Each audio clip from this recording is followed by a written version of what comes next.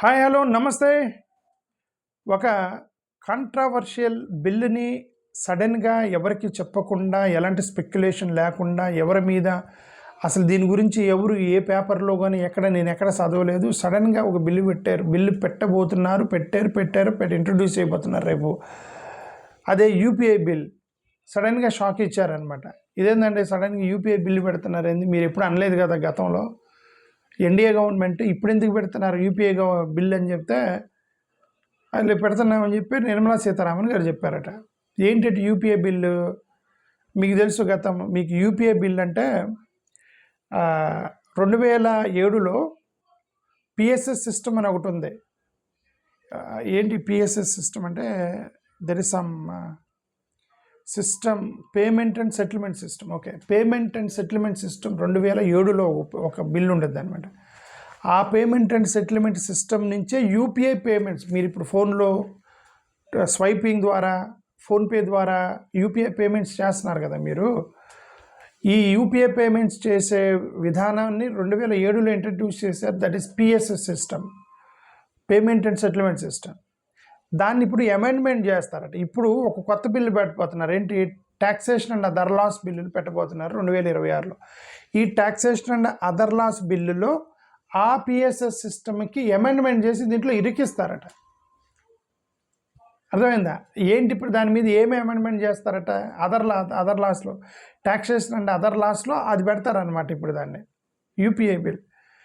ఏంటి సార్, ఏంటి దానివల్ల నష్టం ఏంటి? యూపీఐ బిల్ అంటే మీరు ఇప్పటివరకు పేమెంట్స్ కడుతున్నారు కదా, మీరు ఫోన్పే కడుతున్నారు, స్వైప్ చేస్తున్నారు. చేసేటప్పుడు ఒక 2,000 రూపాయలు అనుకోండి, 2,000 రూపాయల ప్రోడక్ట్ మీరు కొన్నప్పుడు ఆ 2,000 రూపాయలు మాత్రమే మీకు ఛార్జ్ పడుతున్నాయి.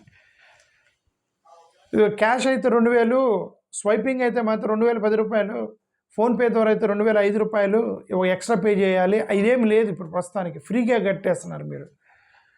ఓకే, దాన్నే పిఎస్ఎస్ సిస్టమ్. ఆ పిఎస్ఎస్ సిస్టమ్ ద్వారా ఎందుకు పెట్టారు, ఈ ఫ్రీగా ఎందుకు పెట్టారంటే, గవర్నమెంట్ అప్పుడు క్యాష్లెస్ ట్రాన్సాక్షన్ చేయాలని ఒక కాన్సెప్ట్ వచ్చింది కదా. అప్పుడు భారతదేశం మొత్తం కూడా క్యాష్లెస్ ట్రాన్సాక్షన్ చేస్తామని చెప్పేసి గవర్నమెంట్ ఇంట్రడ్యూస్ చేస్తుంది బిల్లు 2007లో. దాన్ని నరేంద్ర మోడీ గారు వచ్చిన తర్వాత దాన్ని ఒక ఉద్యమంలాగా తీసుకెళ్ళాడు. దాన్ని క్యాష్లెస్ ట్రాన్సాక్షన్ అని, డిమోనిటైజేషన్ అని రచ్చరచ్చంతా చేశారు కదా. యాక్చువల్గా మన్మోహన్ సింగ్ గారు పెట్టింది అది పిఎస్ఎస్ సిస్టమ్. ఈయన నేను చేశానని చెప్పి క్యాష్లెస్ ట్రాన్సాక్షన్ అని చెప్పి ప్రమోట్ చేసుకున్నారు నరేంద్ర మోడీ గారు. ఇప్పుడు ఈ బిల్లులో అమెండ్మెంట్ చేస్తారట. అమెండ్మెంట్ ఏం చేస్తున్నారట, ఆ లీగల్ రిస్ట్రిక్షన్ని ఎత్తేస్తాము అని బిల్లు అమెండ్మెంట్ చేయబోతున్నారట. లీగల్ రిస్ట్రిక్షన్ ఎత్తేస్తున్నారట. లీగల్ రిస్ట్రిక్షన్ అంటే ఏంది? There is something called MDR, merchant discount rate. What is merchant discount rate? ఎండిఆర్ని ఇప్పుడు లీగల్ రిస్ట్రిక్షన్లో ఉంది. ఈ మర్చెంట్ డిస్కౌంట్ రేట్ అంటే, మీరు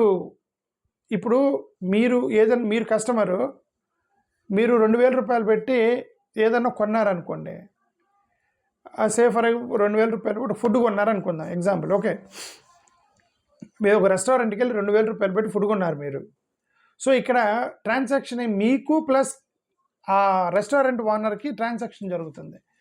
కానీ మధ్యలో ఇద్దరు ఇన్వాల్వ్ అయి ఉన్నారు. మీకు తెలియకుండానే ఇద్దరు ఇన్వాల్వ్ అవుతారు. మధ్యలో 2 కంపెనీలు ఇన్వాల్వ్. ఒకటి ఏంటి, నువ్వు స్వైప్ చేసినప్పుడు నీ బ్యాంక్లో నుంచి డబ్బులు పోతున్నాయి అంటే నీ బ్యాంక్ ఇన్వాల్వ్ అయింది వెనక పక్క. నువ్వు ఆ స్వైప్ చేసే కంపెనీ, ఫోన్పే కంపెనీ, లేదంటే ఏదో ఒక కంపెనీస్ ఉంటాయి కదా, గూగుల్ పేలు, ఫోన్పేలు, వాట్సాప్ పేలు, ఇవన్నీ కూడా వచ్చినాయి కదా ఈ మధ్య పేమెంట్ కంపెనీలు. ఈ కంపెనీ కూడా ఇన్వాల్వ్ అయ్యింది. అంటే నీకు కస్టమర్కి మధ్యలో ఇంకొక ఇద్దరు ఇన్వాల్వ్ అయి ఉన్నారు. బ్యాంకరు ప్లస్ పేమెంట్ కంపెనీ అంటారు. వీళ్ళిద్దరికి నువ్వు ఇప్పటివరకు నువ్వేం డబ్బులు కడతలే, వాళ్ళు ఫ్రీగా చేస్తున్నారు. వాళ్ళు ఎందుకు ఫ్రీగా చేస్తున్నారు అని అంటే, గవర్నమెంట్ ఏం చెప్పింది, క్యాష్లెస్ ట్రాన్సాక్షన్ కోసం చేస్తున్నాం అని చెప్పింది గవర్నమెంట్. సరే, బాగానే ఉంది కదా అని మీరందరూ ఇష్టం వచ్చినట్టుగా ఫోన్పేలో కడుతున్నారు. ఇప్పుడు అసలు ఎవరి దగ్గర డబ్బులు ఉండట్లేదు, మొత్తం కూడా ఫోన్పేలు, కార్డులు పెట్టుకొని తిరుగుతున్నారు. ఇప్పుడు సడన్గా నిర్మలా సీతారామన్ గారు యూపీఐ బిల్ అని చెప్పి ఒకటి ఇంట్రడ్యూస్ చేయబోతున్నారు. దాంట్లో లీగల్ రిస్ట్రిక్షన్ ఎత్తేస్తున్నామని పెట్టారు బిల్లులో.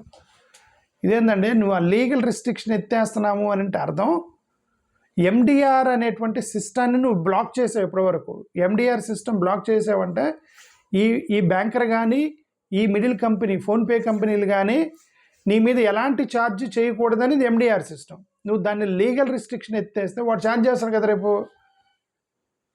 ఓకే, దానికి నిర్మలా సీతారామన్ గారు ఏమంటారంటే, ఇలా లేదు, మేము ఇమ్మీడియట్గా కస్టమర్కి ఇంపాక్ట్ ఉండదు, మేము ఆర్డినరీ కస్టమర్స్ని పే చేయమంటలేదు, మర్చెంట్ని బ్యాంకుకి పే చేయమంటున్నాం అంటున్నారు. ఇప్పుడు ఎవరు పే చేయారట? నిర్మలా సీతారామన్ గారు చెప్పిన తెలివైన ఆన్సర్ చెప్తున్నా, మర్చెంట్ని బ్యాంకర్కి పే చేయమన్నారు. సే ఫర్ ఎగ్జాంపుల్ 2,000 రూపాయలు పెట్టి మీరు రెస్టారెంట్కి వెళ్ళారు, 0.03% నీకు లీగల్ రిస్ట్రిక్షన్ ఎత్తేసారు కాబట్టి వాళ్ళకి కమిషన్, ఎకో సిస్టమ్ కమిషన్ అనుకోండి. ఇప్పుడు ఆ మర్చెంట్కి 1,994 రూపాయలు మాత్రమే పోతాయి. 2,000 రూపాయలు పెట్టి నువ్వు బిల్ కట్టి 1,994 రూపాయలు పోతే ఇంకొక 6 రూపాయలు ఉంది. ఈ 6 రూపాయలు ఆ ట్రాన్సాక్షన్లో నుంచి ఈ బ్యాంక్ కోనికి ఒక 2 రూపాయలు, 4 రూపాయలు ఈ ఫోన్పే కంపెనీకి పోయే విధంగా పెడుతున్నాము అని నిర్మలా సీతారామన్ గారు చెప్పారు. దీనివల్ల ఏం చెప్తున్నారు? మర్చెంట్కి 6 రూపాయలు తగ్గించిపోతాయి అంతే తప్ప కస్టమర్ కట్టొద్దు అని పెడుతున్నాము అందే అని ఆ రిస్ట్రిక్షన్ ఎత్తేస్తున్నాను అందే.